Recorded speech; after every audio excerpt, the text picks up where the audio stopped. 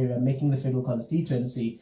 I know that, one of the biggest concerns we raised, Parliamentarian Tocom Franklin, was the issue of our House of Representative members or national legislators not being accountable to the people. So I'd like to hear, now we held Dr. Patrick accountable, now he's coming to show forth what, was given to him for his constituent by the president.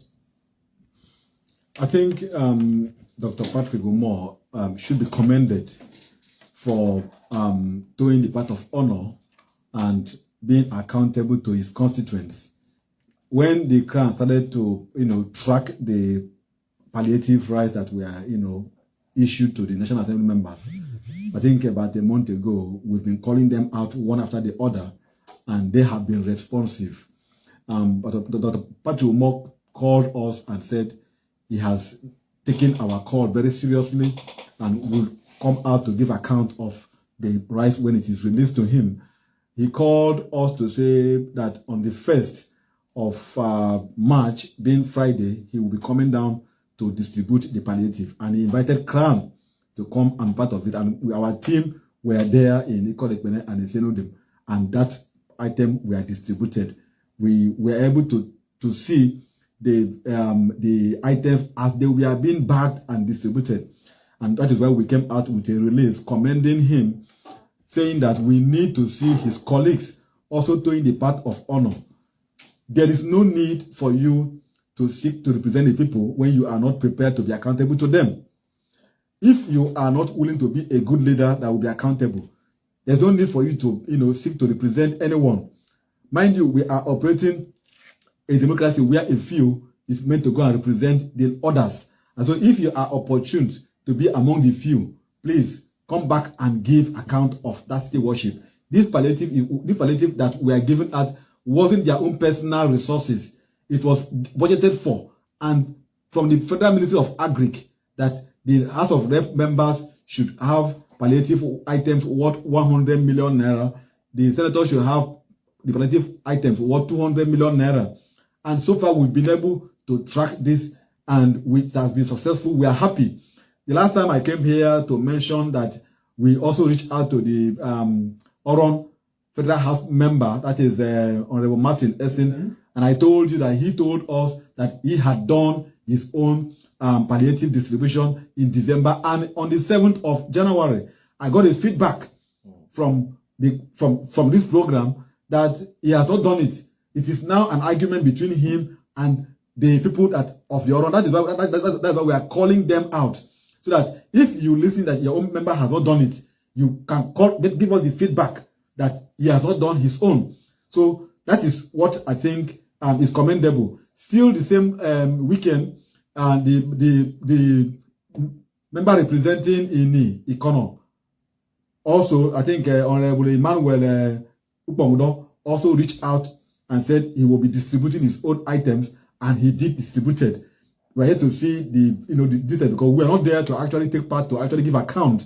But he told us, we are quoting him, and he said he was going to be distributing the palliative items, and that has been distributed. He sent us a video clip showing a trailer load of rice moving to Ikono Anini, and how they were distributed. So I think we will get the detail from him, but it has been distributed because we saw pictures and videos. But Crown wasn't on ground to actually take stock and see how it went. So if you are in Ini and Ikono and you did not see, or this thing it didn't actually happen, why don't you phone in or reach out to us to say that it didn't take place, because we are not there to actually see. We spoke with Honorable Paul Ekbo, representing a tenant, and instead of he also told us he did his own distribution in December. So we are expecting the people of this area to also reach out to say he has done it or he didn't do it. We spoke with Right Honorable Udodo, representing Barenin, Eastern Ebolo and Ikorabasi, and he said he has done his own in December. We are expecting the people of the area to call us to say he has not done it. We spoke with Right Honorable Mark, he said, representing Urwan, Uyo, Senetai, and Ibesikbo, and he said he has done his own. He gave us the detail of how they were distributed. We have reeled this out. We expect a feedback from their constituents because we were not there when they were distributed to say it has been done or not. We spoke with the member representing Idiono, Right Honorable Ime Basiokon. He said he has done his own. He gave us the detail and the pictures. We saw it. We are expecting also a feedback from his people to call to say it's been done or not. We reached out to Honorable Bulubwete, representing Eket, Ona, Esreket, and Ibno. He told us he was not in the country, that when he get back to the country, he will reach back to us and give us the feedback. We reached out to Honorable Samson when he did his own consensus rice distribution. He called us to be part of it. We were there to see it in Eket, where it was distributed to all the 12 local government areas that comprise of the territorial district. We reached out to Honorable Clement Jumbo, representing Abak, Ika, and Etimekbo. When he was to do his own, he called us to come and witness it. We were there. We witnessed the exercise. We reached out to Honorable Uyumedem. When his own was done, representing Oranam and Okanafon. When his own was done, he called us. We were there to also witness it.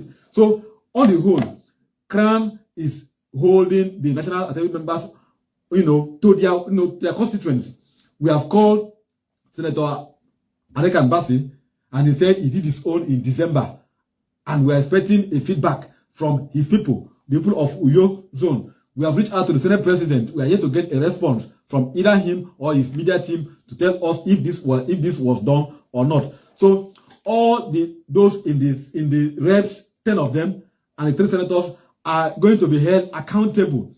We will call them out on a daily basis so that your constituents can be able to reach back and give us a feedback. Likewise, the senators, likewise the House members, likewise the council chairmen. Because I was here to call out the council chairmen, and I'm still expecting a feedback from them.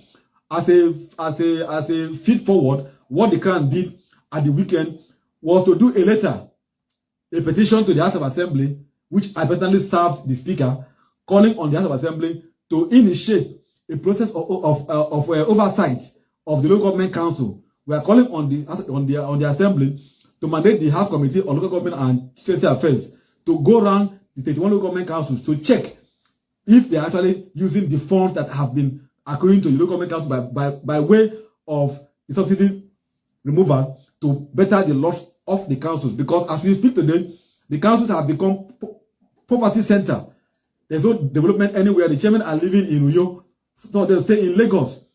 Because they only come in to take money and go away.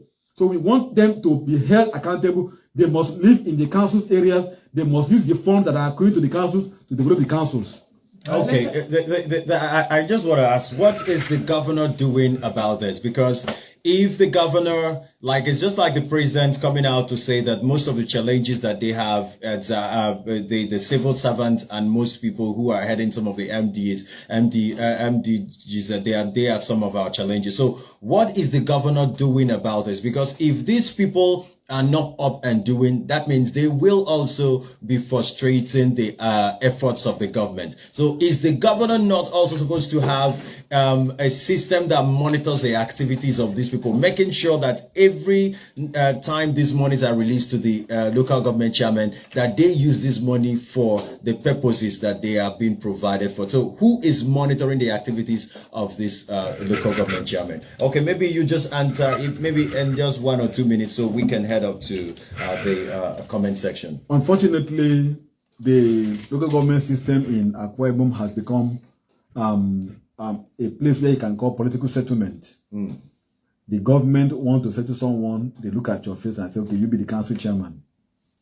And that by that procedure, you are not supposed to ask any question. Whatever is given to you is what you take as your allocation. That's 1. 2, there is no mechanism to check, to get the feedback and check what they are doing with what is given to them. So invariably, they are being seen as appointees tied to the apron strings of the state governor. And so even when you come here, we are calling out the governor, calling out the chairman, calling out the assembly and the rest. It is what the governor says that stands. Contrary to what the constitution of the country says, that you should have a council chairman that are whose personnel are going to be elected. But here, you didn't have anybody elected. We were just appointed to stay for 6 months. So and 3 months have gone. Who appointed the present crop of local government chairman? If you are in Akwa Ibom, you can't ask a question because it is the government that appointed them. That is just it. The governor appointed so them. is the governor not also supposed to look at governor their appointed activities, them, governor appointed the council chairman in breach of our constitution that says that there should be election to elect people who should man the councils. So take that the president appoint the governor. Whatever the governor will do will be tied to the person of the president. That's what it is. Because he that pays the piper, they take the tune. So here the governor appoints. Governor can also fire. I read the report where the governor said he will fire the council chairman of Eket and Ibn over the crisis happening there. In an ideal democracy, can the governor say that? He can't say that. Because this man ought to have been elected, just like the governor is elected. But here they are appointed, they are appointees. They are governor servant. They are responsible to the governor, not to the people whom they are serving.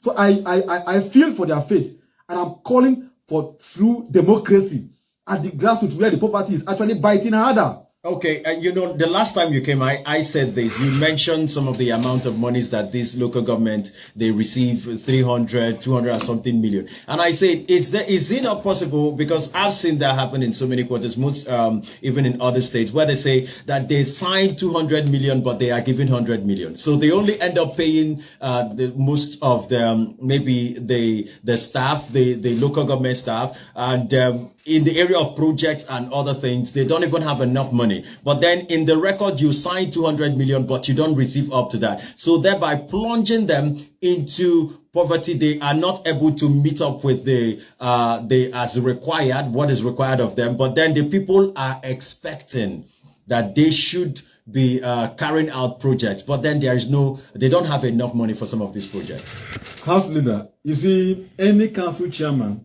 who will sign 200 million and go home with 10 million should be prepared to go to EFCC to explain where the other millions are. Because you are the one that signed it. It's your name that is there. So I don't want to speak for them. That is why I have called them out for the past 3 weeks. Neither Algon, which is their umbrella body, nor any of them come out to refute the figures we have reeled out, or come out to tell us if they have received the money or not. So silence simply means acceptance. Until they come out and say, this is what we actually got. We got this.